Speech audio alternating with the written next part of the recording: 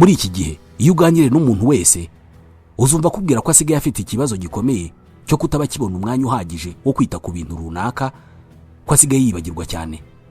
Ati ubu nsigaye ntangira gusoma igitabo nkabivamo hadashize iminota 2, nirirwa ku kazi umunsi wose nkataha nananiwe, ariko nareba icyo nakoze nkakibura. Iki ntabwo ari icyorezo ku bakiri bato gusa, ni icyorezo urebye ku bantu bose, baba bato n'abakuru. Ni ibintu bigaragara ku bahinzi, abarimu, abacuruzi, abakozi ba leta, abaganga n'abandi bose. N'abafite akazi kabasaba gutekereza cyane, uzasanga bavuga ko icyo cyorezo cyabagezeho. Kumara umwanya munini umutima uri hamwe bakora ikintu kimwe byatangiye kubera benshi ikizamini. Bamwe batangiye kubitwerera iterambere, ikoranabuhanga n'ibindi byinshi byaje bigatuma buri segonda umuntu aba arimo kwakira ibihumbi by'ubutumwa cyangwa se amakuru amureba ku muvuduko urenze uw'ubwonko bwe bushobora kwakira. N'utuntu duto twasabaga umuntu gutekereza, haje imashini muntu nka ChatGPT, Gemini n'ibindi bibimufasha. Ni icyorezo kitari mu Rwanda gusa, ibihugu byose birugarijwe, ndetse ababikurikiranira hafi bakavuga ko nta gikozwe dushobora kuba turimo kwinjira mu bihe bigoye ku mikorere y'ubwonko bwa muntu. Ariko se ni iki cyatubayeho? Ni gute twisanze muri iyi mibereho?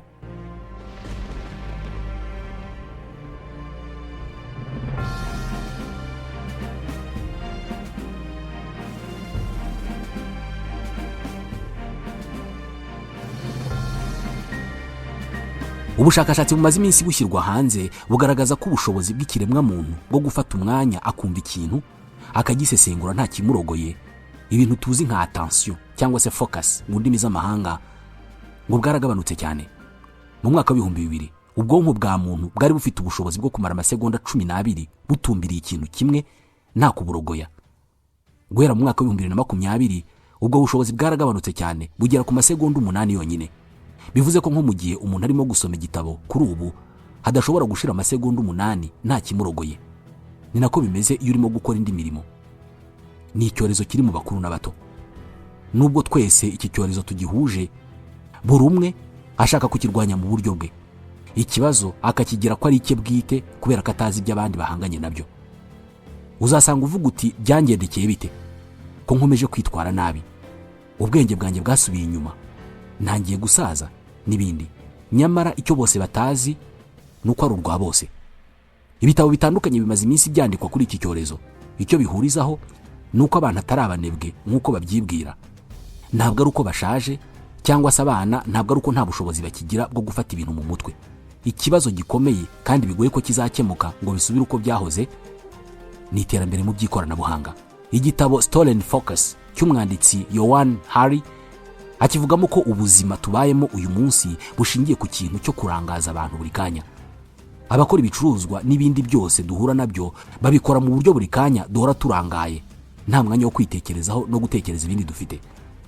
Harahavuga ko nk'ubu umuntu utunze telefone ya smartphone ku munsi ayirebaho inshuro ziri hagati ya 80 n'150. Ushobora kuzasanga iyo telefone nubwo wowe waba utabiteganyije ifite uburyo ikozemo ku buryo iguhatira kuyirebaho uko byagenda kose. Uzasanga buri kanya telefone isona kubera ko hari ubutumwa wohererejwe ubuturutse ku mbuga nkoranyambaga nka WhatsApp, X, Facebook, Instagram, YouTube n'izindi. Wasanga n'iki kiganiro utakirebye kubera ko wabiteguye, ahubwo biturutse kuri notification ubonye muri telefoni cyangwa mudasobwa yawe. Telefoni ni igikoresho gisa n'icyatugize imbata kubera ko abayikoze nicyo bashakaga. Harabavuga ko tujya twibeshya ku bwonko bw'umuntu bwifitemo imbaraga zidasanzwe zo gutumbira ikintu kimwe iyo ari cyo wabwerekejeho. Nibyo rwose ubwo bushobozi burahari, ariko bufite aho burangirira. Uko ubwonko burushaho kugenda bugira ibiburangaza byinshi, niko ubushobozi bwabwo bwo kwita ku kintu kimwe bugenda bugabanuka. Bivugwa ko guhindagura icyo wakoraga buri kanya ni ukuvuga kutagira focus cyangwa se attention, cyangwa se ngutumbira ikintu kimwe ugikora ukirangize. Iyo bikubayeho kenshi bituma umusaruro wagombaga gutanga ugabanukaho 40%. Bavuga ko mu gihe wakoraga ikintu kimwe mu kanya ugahindura ukajya ku kindi, icyambere utakirangije, iyo usubiye kuri kimwe wahoze ukora bigusaba iminota iri hagati ya 20 na 25 ngo wongere ujye ku rwego wari uriho kare. Buretse gato ubanza imibare yabaye myinshi, reka tubyoroshye. Tuvuge ko wari urimo gusoma chapitre ya 5 y'igitabo cy'amateka, hanyuma rwagati telefone ikaguhamagara ukajya kwitaba. Iyo umaze kwitaba ukagaruka gusoma cya gitabo, bizagusaba iminota iri hagati ya 20 na 25 ngo ubwonko bwawe bwongere busubire ku murongo bwumve ko akazi kabwo muri ako kanya ari igitabo cy'amateka. Bivuze ko niba buri kanya ujya kureba message wandikiwe cyangwa se zicaracara kuri telefoni yawe kandi ukabikora hari akandi kazi wari urimo, umusaruro uzagabanuka cyane. Uko ubwonko bwawe bugenda buhindagura ibyo bwakoraga buri kanya, niko imbaraga zo kwibanda ku kintu kimwe zigabanuka. Uko biba kenshi biheraho bikaba akamenyero, ku buryo bigera n'igihe n'ibyo bikurangaza bidahari, ariko ubwonko bwawe kwicara hamwe bibunanira. Inzobere mu mikorere y'ubwonko zivuga ko abantu bakunze gukora imirimo myinshi icyarimwe bakunze guhura n'ikibazo cyo kwibuka cyangwa se gushyira imbaraga mu bintu bibasaba gutekereza cyane. Ubwonko bwabo ntabwo ariko bwamenyereye. Reka tugarure urugero rw'igitabo. Utangiye kugisoma ariko buri masegonda 30 hakaba umuntu uza akagukomanga ku rutugu. Ntabwo bizakorohera kumva neza ibyo urimo gusoma mu gitabo kubera ko hari umuntu urimo kukubangamira. Ibaze rero bibaye ko buri munsi buri masegonda 30 haza umuntu akagukomanga ku rutugu, bikaba uyu munsi, ejo, icyumweru cyose, umwaka ugashira. Niko tubayeho, ntabwo ari urugero. Nibwo buzima bw'ikoranabuhanga tubayemo. Tumeze nk'abakomangwa ku rutugu buri masegonda 30. Byabaye ubuzima busanzwe, nta nicyo bidutwaye. Ibi mu buryo bworoshye ntabwo itubona impinduka bizana, ariko uko bigenda biba ku bantu benshi inshuro nyinshi, b'icyorezo cyagiye kigera mu nzego z'ubuzima bwose, uhereye ku buryo dutekereza, uburyo twigamo, uko dufata imyanzuro n'ibindi. Ubushakashatsi butandukanye bugaragaza ko nko mu ishuri abana bakunze guhora imbere y'ibyuma by'ikoranabuhanga, ubushobozi bwabo bwo gutsinda buba buri hasi cyane ugereranyije n'abana batabikoresha cyane. Abana bahora imbere ya telefoni, televiziyo, mudasobwa n'ibindi, ni byiza rwose babona amakuru menshi kubera ko n'iki ibyo bikoresho byakorewe, ariko nta bushobozi buhambaye bagira bwo kugumana bya bindi babonye kubera zangero twavugagaho mu kanya. Sherry Tako n'undi mwanditsi wanditse igitabo Alone Together. Ni igitabo kigaruka ku ngaruka ikoranabuhanga rigenda rigira ku mibereho yacu. Avuga ko uretse kugabanya ubushobozi bwacu bwo gutekereza, byanagabanyije umwanya tumara turi kumwe n'abandi. Ati uko turushaho kwitega byinshi ku ikoranabuhanga, niko rirushaho kutubuza kwitega byinshi kuri bagenzi bacu. Avuga ko ikoranabuhanga ryaje rigahindura burundu uburyo abantu baganiraga. Kuri ubu abantu bandikirana kenshi kurusha uko bavugana. Uzasanga umuntu yifata nkaho muherukanye kubera ko umwaka ushize mwandikirana kuri WhatsApp. Twadushushanyo tuzwi nka emoticon cyangwa se emoji twasimbuye uburyo twerekanamo amarangamutima yacu. Kuri ubu 60% by'urubyiruko bahitamo kwandikirana bakoresheje inyandiko kurusha gukoresha ijwi. Uko ubwo buryo bwo kuganira bugenda buhinduka, niko ubwigunge mu bantu burushaho kwiyongera. Mu bihugu byinshi, umwe mu bantu 3 agaragaza ikibazo cyo kumva yigunze buri gihe kandi adisiba kuri internet no ku mbuga nkoranyambaga. Umuntu ashobora kwicwa n'irungu ari rwagati mu kivunge. Sherry Tako avuga ko akenshi abantu basigaye bajya kuri telefoni atari uko hari ikintu kizima bagiye kuhakora, ahubwo ari uburyo bwo guhunga ibyo barimo batishimiye cyangwa se badashaka guhangana nabyo. Uzasanga muri mu nama, ibiganiro byatangira kukubihira ukanyarukira kuri telefoni. Ni nako bigenda iyo umuntu atangiye kumva ibiganiro bimureba cyane, wenda bivuga ku byo adakora neza cyangwa se ibyo yangije, yirukira kuri telefoni. Uzasanga umuntu kuri mideni mugiye guhurira mu nzira, aho gutekereza icyo yagusubiza cyangwa se ngo asobanure igituma atakwishyura, agatangira kwitaba telefoni nta muntu umuhamagaye. Uku guhungira ukuri k'ubuzima mu bikoresho by'ikoranabuhanga bifite ingaruka z'igihe kirekire. Ni ugutoza ubwonko bwacu guhunga buri gihe ibintu bibusaba gutekereza cyane.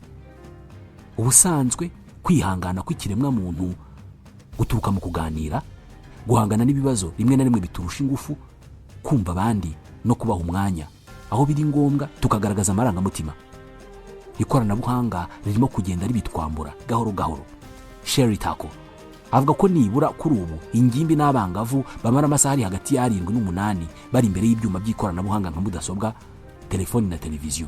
Aya ni amasaha bamaraho batarimo kwiga, ahubwo barimo kurebaho ibintu bitandukanye. Bivuze ko amasaha baba basigaranye ku munsi yo gutekereza nta kibarogoya aba ari make cyane. Uko kumara igihe kinini kuri internet byongera bwa bwigunge twahoze tuvuga.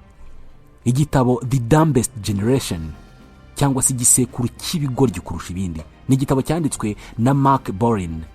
Nacyo kivuga ko urubyiruko dufite uyu munsi atarabaswa, ahubwo ngo barimo gukurira mu buzima aho bazengurutswe n'ibintu bitemera ko umuntu atekereza neza. Barimo gukurira imbere y'ibintu bidashobora kubaha agahenge ngo basome igitabo bakirangize, bitabafasha gufata umwanya uhagije ngo batekereze ikintu bagifatira umwanzuro wa nyawo. Ubusanzwe aha niho ubwonko bwa muntu bukurira. Icyo ubugaburiye nicyo buhinduka cyo. Nubutoza gukora utuntu tworoshye gusa, ibyo nibyo buzaguha mu minsi iri imbere. Mugiye kubona amakuru atandukanye bigenda byoroha kubera ikoranabuhanga, imitsindire y'abanyeshuri mu bihugu byinshi iragenda isubira inyuma.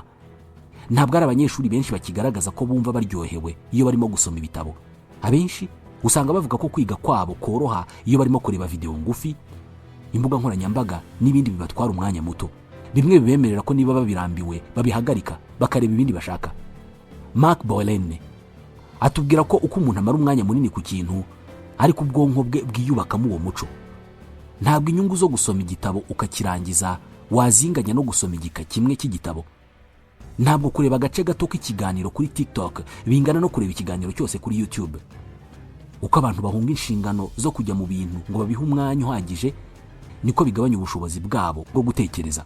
Kumva ikintu mu buryo buhagije ku buryo wagisobanurira abandi cyangwa se wamenya ingaruka zacyo mu buryo bwose ntabwo bingana no kucyumva igice. Ntabwo wafata umuntu wamaze isaha areba filime n'uwamaze amasegonda 30 areba trailer cyangwa se agace kayo gato kayamamaza. Umuntu wagiye kwirebera inyamaswa muri parike ntabwo ubunararibonye bwe bungana n'uwazibonye kuri televiziyo. Jean Twenge we mu gitabo cye iGen avuga ko abantu bakuriye muri iyi si y'ikoranabuhanga iyo bagereranije n'abatarayikuriyemo ubona itandukaniro haba mu myitwarire, mu gaciro baha ibintu bitandukanye n'ibindi. Agaragaza ko nk'ubushakashatsi bwinshi bugenda bugaragaza ko agahinda gakabije mu ngimbi n'abangavu byiyongereye cyane ubwo smartphone zari zimaze gukwira henshi ku isi ugereranije n'uko byari bimeze zitaraza. Amasaha urubyiruko rumara rusinziriye nayo yagiye agabanuka ugereranije na mbere. Ku masaha urubyiruko rwo mu myaka 20 ishize rwamaraga rusinziriye nayo urw'ubu rumara rusinziriye hagabanyutseho isaha imwe. Iki ushobora kumva ari ikintu cyoroshye ariko kirakomeye cyane. Imitekerereze n'imikorere y'ubwonko bwacu ntabwo wabitandukanye n'imibereho yacu ya buri munsi. Uko abantu barushaho guhangayika, bahora bigereranya n'abandi, bahora babona ibirenze ubushobozi bwabo ku buryo bashobora gutekereza ko barumbiye igihugu n'umuryango. Aha ndabivuga kubera ko twirirwa tubibona ku mbuga nkoranyambaga, bigira ingaruka ku mitekerereze yabo n'imikorere yabo. Kugira ngo ukore ikintu ukitayeho bisaba ko ugikora utuje, udahubuka. Ntabwo wahorana umutima uhagaze ngo ubone ingufu zo gukora ikintu neza utuje. Jean Twenge asobanura ko smartphone zahinduye cyane uburyo tubaho. Umuntu akibyuka ikintu cya mbere yihutira kurebaho ni telefoni na mbere yo kubaza uwo bararanye uko yaramutse. Hari nabo usanga bashidukira hejuru mu ijoro akareba kuri telefone ko nta wamubuze cyangwa se nta butumwa atasubije. Urumuri rwa telefoni mu masaha y'ijoro inzobere zigaragaza ko narwo rugira ingaruka zikomeye cyane ku misinzire yacu. Muri make uzasanga umwanya ubwonko bwacu bwakabaye buruhuka ngo bwisubiranye ahubwo tubuhatira gukomeza gukora. Ubwonko bwacu bumeze nka plastike, ishusho ubuhaye niyo bufata. Nubutoza guhora bujagaraye buva ku kintu kimwe bujya ku kindi nuko buzakubera. Ntabwo buzakubeshya rwose. Nubutoza gutuza, gutekereza cyane no guhora igihe cyose bukuzanira ibitekerezo bishya buzabikora. Uzasanga n'abakoresha hanze ahangaha uko ikoranabuhanga rirushaho kwiyongera barushaho gushaka ko abakozi babo bamera nk'amarobo cyangwa se za mashini muntu nka ChatGPT. Uzasanga abakoresha bakwandikira ubutumwa bugufi biteze ko ako kanya uhita ubusubiza kabone nubwo byaba ari mu masaha atari ay'akazi. Ibi bituma abakozi bahora mu gisa nk'igihugu cyiteguye intambara. Nta mwanya bagira wo gufata ngo batekereze neza cyangwa se bajye mu bibafasha gukuza imikorere y'ubwonko bwabo. Dutangira twigeze kuvuga ku buryo ikoranabuhanga rikozwe mu buryo duhora turi hanze amaso aho guhanga amaso ibindi bitureba. Uzasanga n'abamamaza baramenye ibyo dukunda bakabikora mu buryo ureba akantu kamwe ukifuza kureba kandi. Abakoze imbuga nkoranyambaga bazishyizemo ibintu bituma zitahura ibyo wowe ukunda kurusha ibindi. Ibyo ngibyo babihera ku byo ugeraho ukabimaraho umwanya munini. Uko ukanda muri telefone yawe ku mbuga nkoranyambaga uzatungurwa no gusanga ibyo ukunda ari byo bakunda kukuzanira. Niba ukunda inkuru z'abahanzi, siporo cyangwa se guteka, bazabiguha ku bwinshi ku buryo uva kuri kimwe hakaza ikindi. Ibyo nibyo bashaka. Uko umara umwanya munini kuri izo mbuga niko binjiza amafaranga menshi. Nko mu mwaka wa 2024 kwamamaza ku mbuga nkoranyambaga byinjije miliyari 600 z'amadolari. Ni amafaranga aruta kure ubukungu bw'ibihugu byinshi. Kuri bo rero uko kumara umwanya munini kuri internet ntabwo ari ikibazo kuri bo, ahubwo ni ikibazo kuri wowe n'ubuzima bwawe.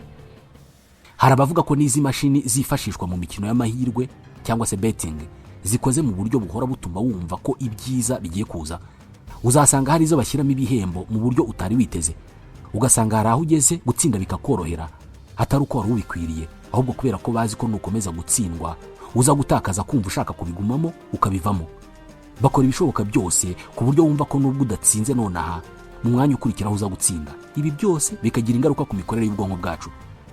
Tugarutse ku ngaruka za bya biganiro twasimbuje inyandiko zo ku mbuga nkoranyambaga, umwanditsi Sherry Tako avuga ko ubusanzwe iyo umuntu muhuye amaso ku maso mukaganira birushaho gutuma mwiyumvanamo, n'ibyo muganira bikagira akamaro kurusha iyo muvugana mutarebana mukoresha gusa inyandiko. Ikindi nuko iyi si yacu isa naho iyobowe n'ibintu byo kwishimisha n'imyidagaduro, bya bintu bidasaba abantu gutekereza cyane. Uko abantu bahura kenshi n'ibintu bitabasaba gukoresha ubwonko bwabo ngo bashake igisubizo, ingaruka zigaragarira mu myanzuro bafata. Ntabwo yatandukana n'ibyo birirwamo. Ngiyi impamvu uzasanga abantu bashobora kumara icyumweru ku mbuga nkoranyambaga bavuga ku bwambure bwa runaka, ariko haza ikibazo cy'abihangira imirimo batiyongera ukabona ntawe ushaka kubivugaho. Uzasanga byoroshye kumenya amafaranga umukinnyi runaka ahembwa, ariko kumenya amahirwe yabyara amafaranga ntibigire uwo bishishikaza. Ntabwo rero abantu babaye abaswa, babaye inzirakarengane z'ibihe isi irimo. Gutekereza neza no gufata imyanzuro ikomeye bisaba kumva neza impamvu, kandi ntabwo wakumva impamvu utafashe umwanya. Ntabwo ubwonko bujagaraye wabubaza umusaruro. Ntabwo igisubizo gitangwa n'inzobere ari ukwirinda ikoranabuhanga kubera ko ryo ntaho rizajya. Ibintu bizakomezwa koroshywa cyane kurusha uko bimeze uyu munsi. Ahubwo umuntu niwe wishyiriraho imbibi. Umuntu ntabimbata y'ibyo abandi bamukoreye. Biroroshye wowe ubwawe kugabanya umwanya umara kuri telefoni. Biroroshye gufunga telefoni cyangwa se gukuraho notification mu gihe uzi ko ugiye gukora akazi gakomeye. Mu Rwanda ho abaganga ntibemerewe kujya kuri telefoni mu kazi. Abarimu mu mashuri ntabwo babyemerewe. Ubwo ni bumwe mu buryo bufasha gutuma umuntu atekereza neza ku kazi arimo. Icyakora bikwiriye kujya ku rwego rwa buri muntu, aho kumva ko ari inshingano zaho ukora, leta cyangwa se abandi. Buri wese kandi ahamagarirwa kwisuzuma akareba niba atarabaye imbata y'ikoranabuhanga, niba ubwonko bwe bukora uko bikwiriye cyangwa se uko bwahoze bukora. Ni nadusoje iki kiganiro. Nitwa Ismael Mwanafunzi. Ndabashimiye.